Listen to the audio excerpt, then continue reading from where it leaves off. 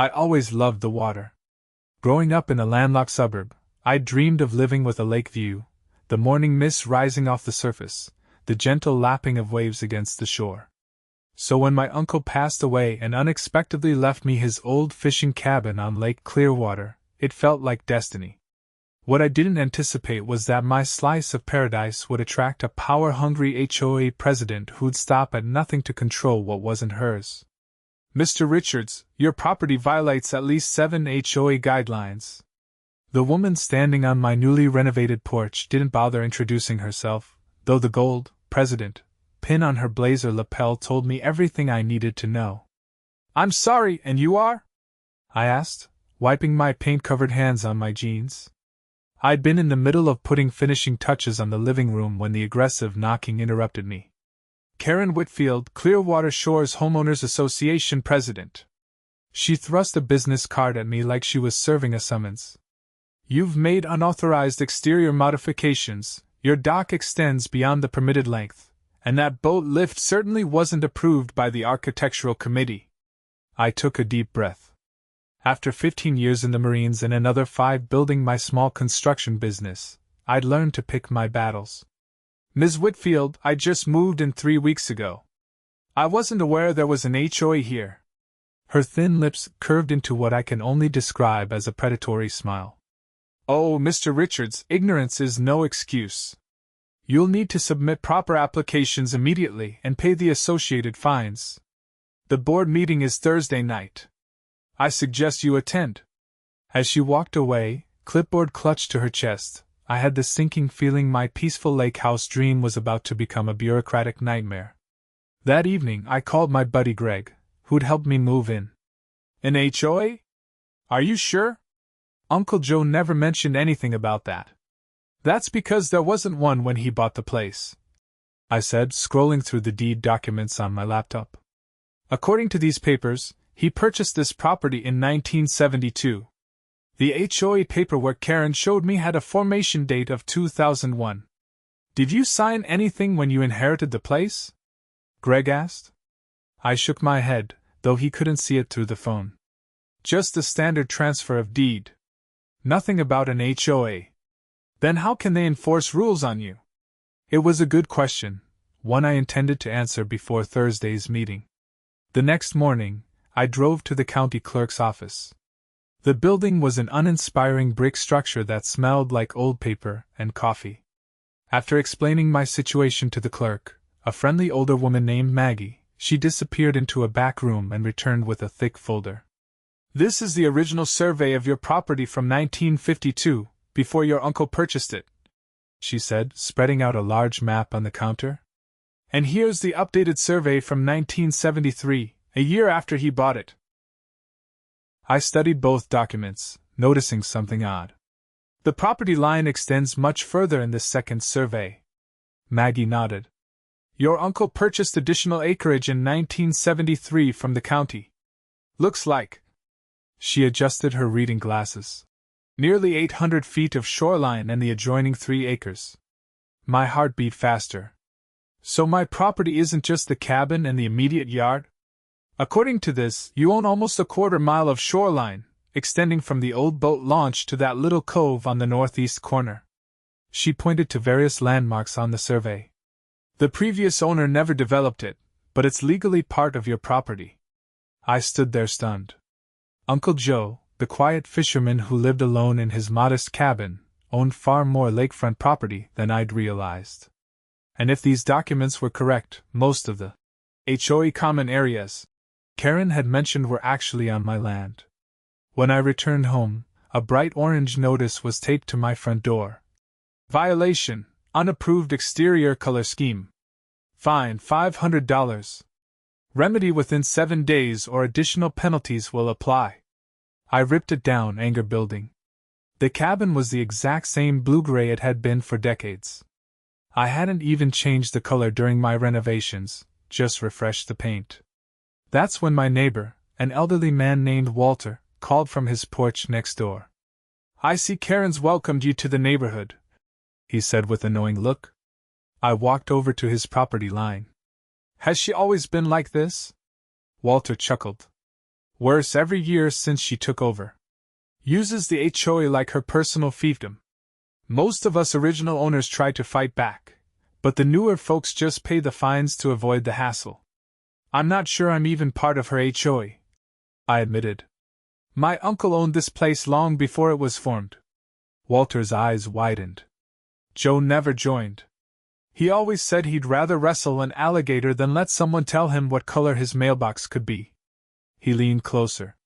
Between you and me, Karen's been trying to get control of the old properties for years.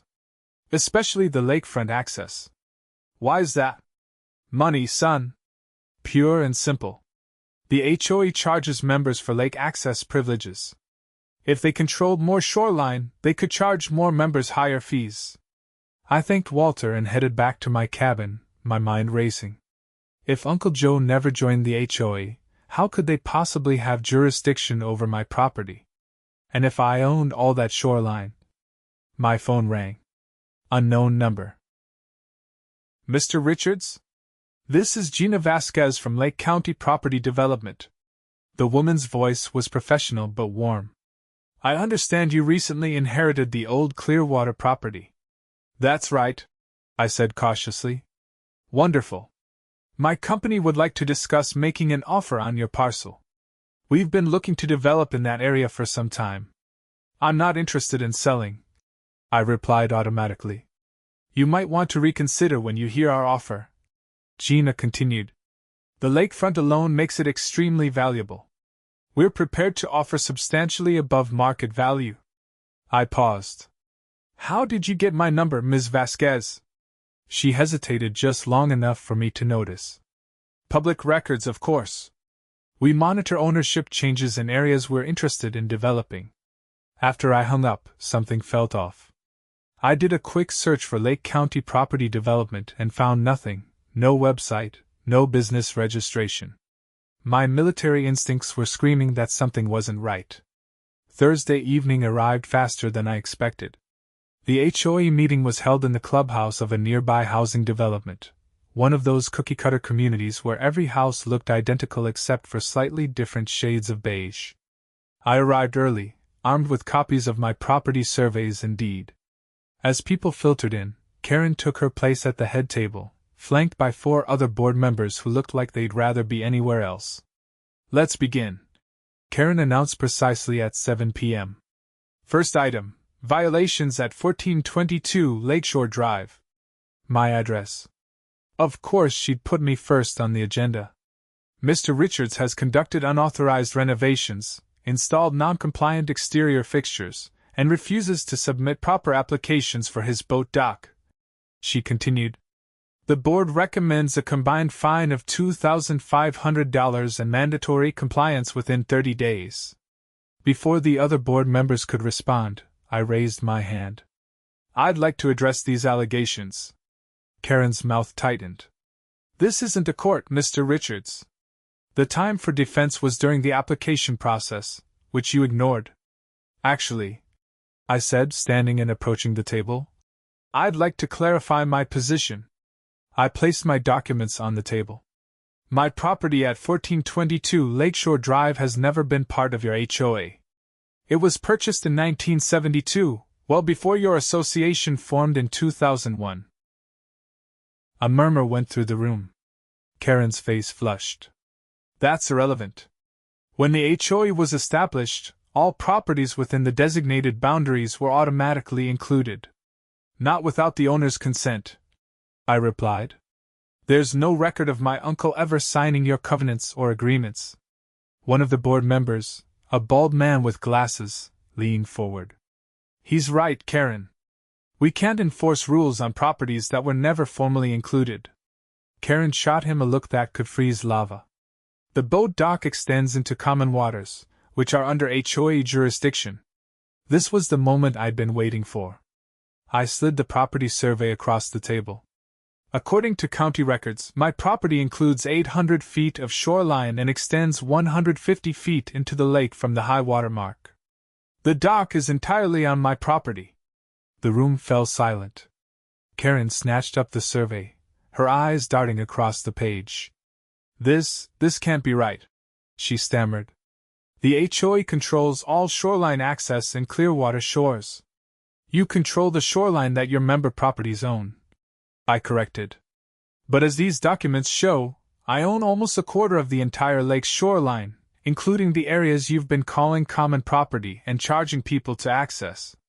The bald board member picked up the survey, examining it carefully. These look legitimate, Karen. Another board member, a woman with short gray hair, frowned. If this is correct, we've been collecting fees for access to private property. That's problematic. Karen's face had turned an alarming shade of red. This meeting is adjourned, she announced, gathering her papers. We'll need to review these claims with our attorney. As people began to filter out, many casting curious glances my way, Walter approached with a wide grin.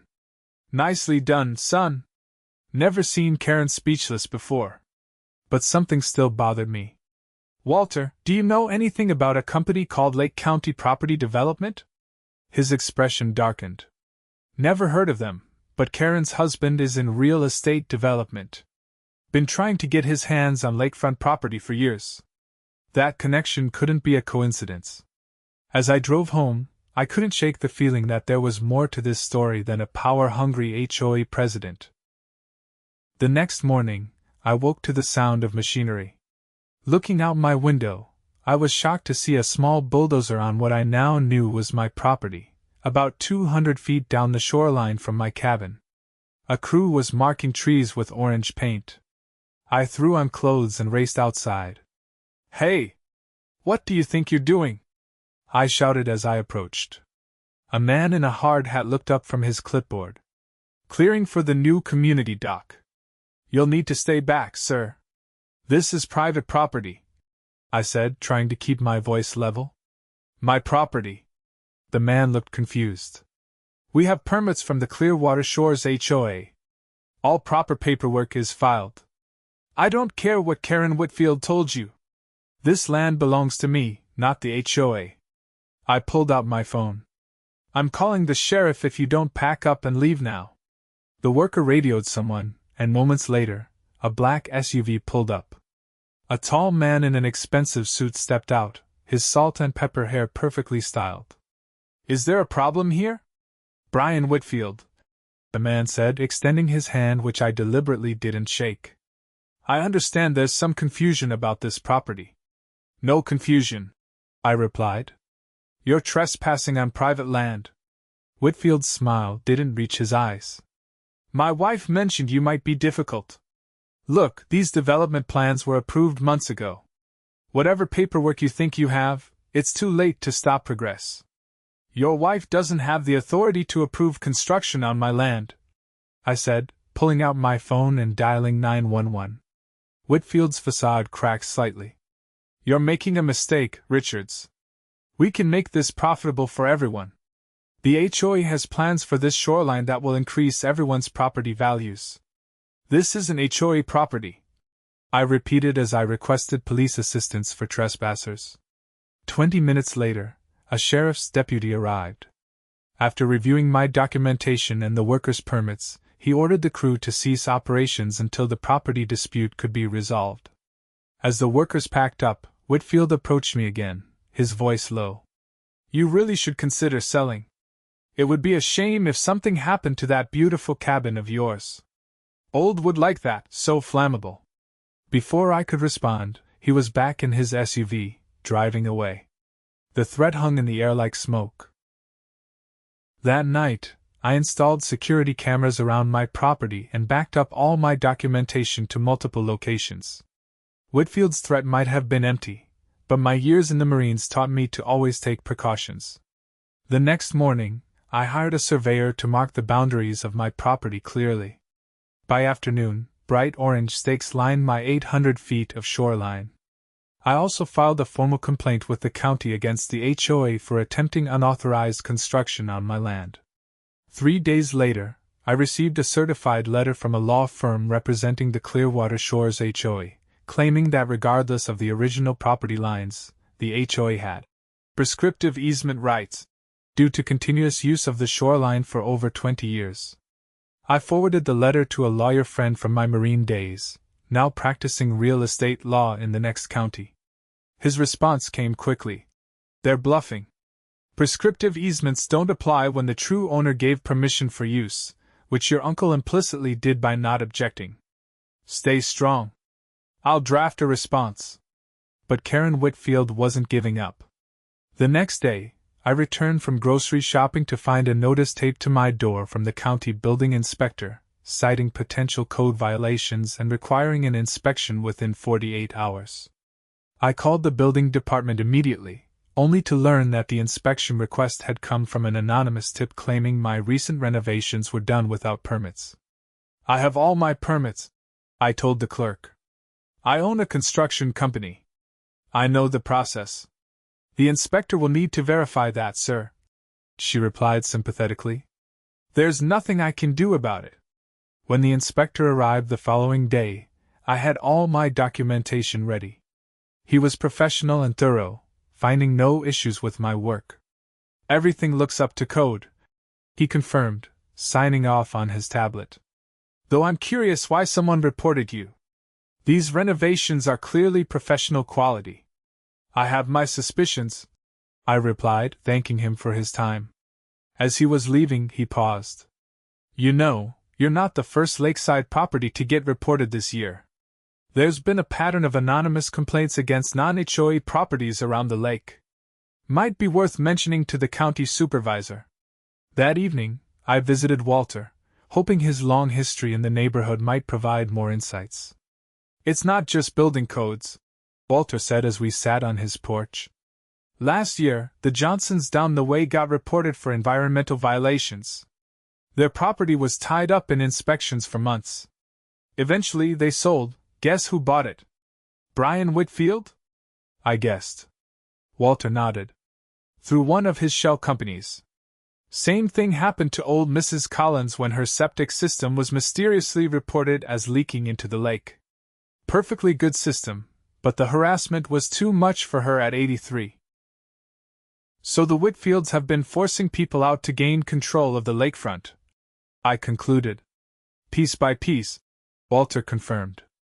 But your property, with all that shoreline, that would be their crown jewel. I thought about the mysterious Lake County property development that had called me. I think I need to do some digging into the Whitfields' business dealings. Walter's eyes twinkled. Funny you should mention that.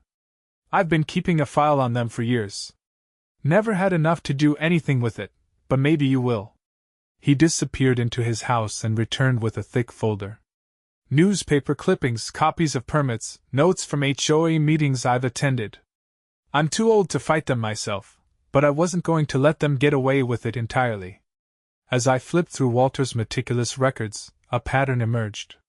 Brian Whitfield's development company, under various names, had been acquiring lakefront properties throughout the county, often following anonymous complaints to regulatory agencies. Karen, as HOA president, had been systematically increasing fees and fines, making it harder for fixed-income residents to keep their properties. But the most damning document was a copy of the original HOA incorporation papers. The boundaries clearly excluded the older properties, including mine and Walter's. Karen had been lying about the HOA's jurisdiction all along. This is fraud, I told Walter. They've been collecting fees and fines from properties they have no authority over, and using HOA funds to harass non-members into selling. Walter added. Every year, our HOA dues increase, supposedly for legal expenses and community improvements that never seem to materialize. I stayed up late that night, organizing Walter's documents and adding my own experiences. In the morning, I called my lawyer friend again, explaining everything I'd discovered. This goes beyond civil matters, he said after hearing me out. You need to take this to the district attorney. What you're describing is criminal fraud, harassment, possibly even extortion with that veiled threat about your cabin. 2 days later, I sat in the district attorney's office, laying out the evidence.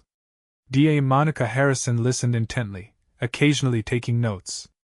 This is disturbing, she said when I finished. Unfortunately, it's not uncommon.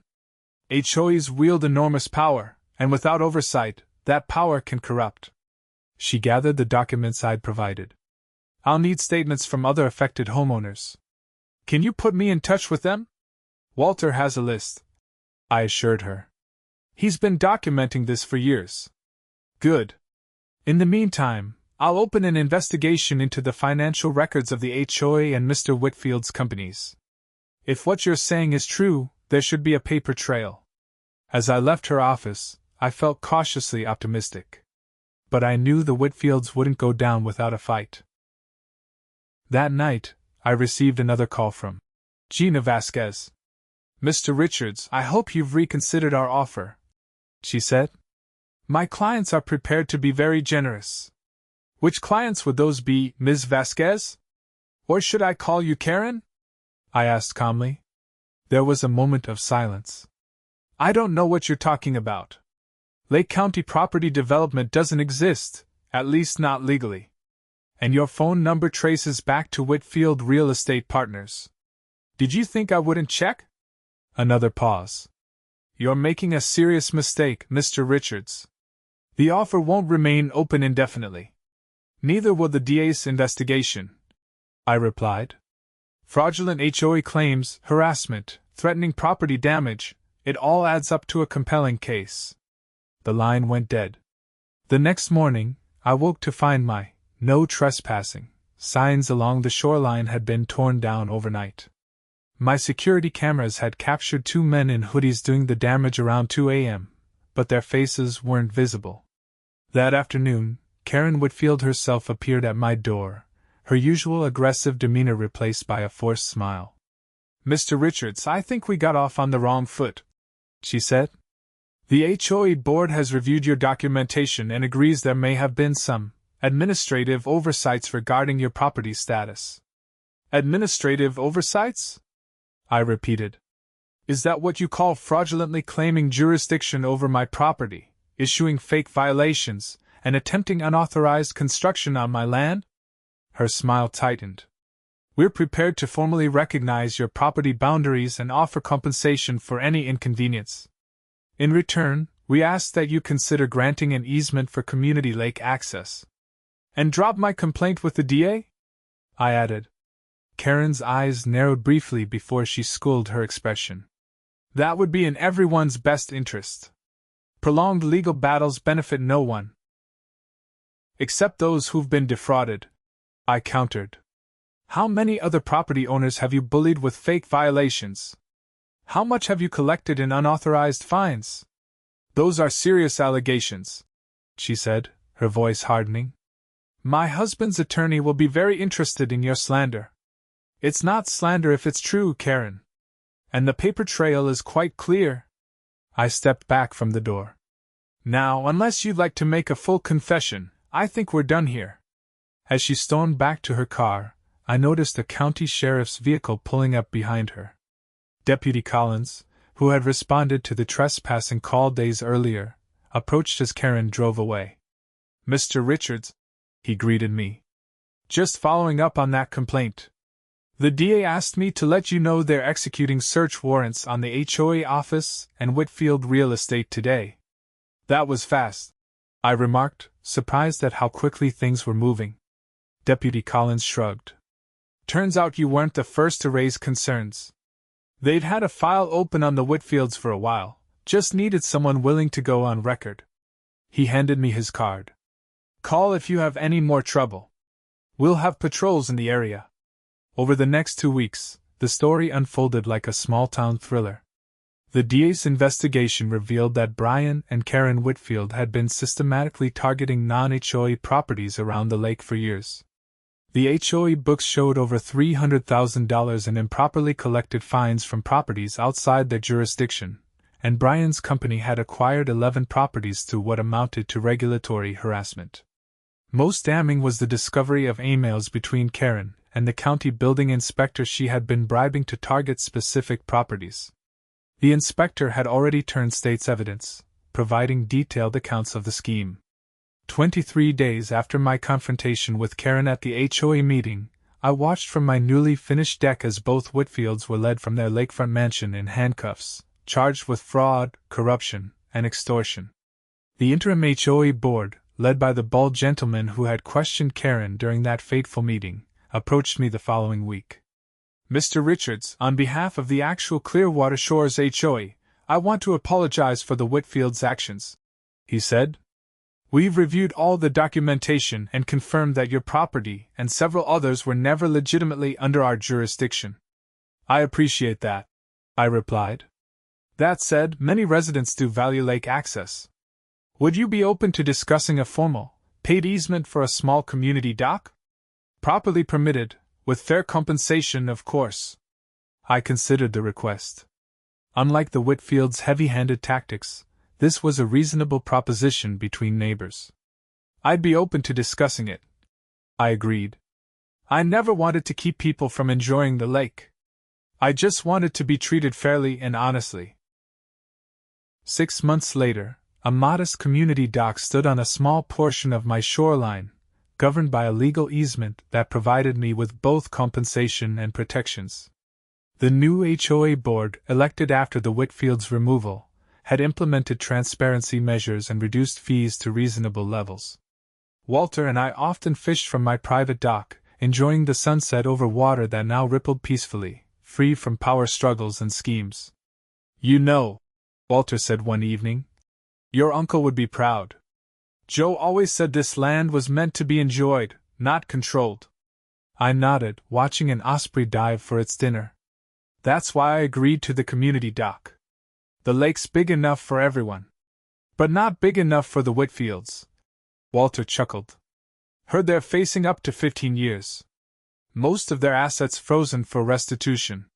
Justice has a way of finding the shoreline eventually," I replied, casting my line into the golden waters of the lake that had brought me both challenge and peace. The evening breeze carried away the last echoes of the Whitfield schemes, leaving behind only the gentle sound of water lapping against the shore, my shore, exactly as Uncle Joe would have wanted it.